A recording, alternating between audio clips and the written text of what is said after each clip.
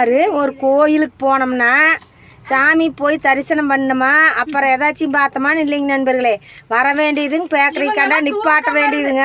இவங்களாம் தூக்கம் வந்து டீ குடிச்சாங்க. டீயே பிடிக்காது. பிளாக் டீ வாங்கினா அது ஐயோ எனக்கு குடிக்க முடியாம குடிச்சேன்.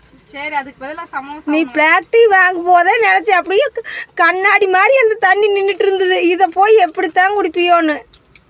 இது சமோசா, பெரிய சமோசா வாங்கிட்டேன். வயிறு ராட்சத சமோசா பாருங்க நண்பர்களே. எவ்வளோ? அது 20 ரூபா சொல்லியிருப்பாங்க. 5 ரூபாய் பார்த்தையா?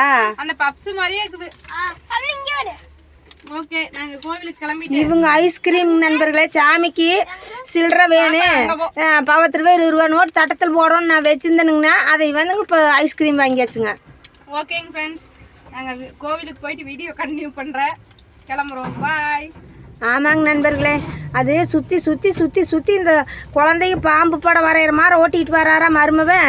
எனக்கு தலை சுற்றிருச்சுங்க. அதனால் டீ மட்டும் கொஞ்சோண்டு குடிச்சிட்டேங்க நண்பர்களே.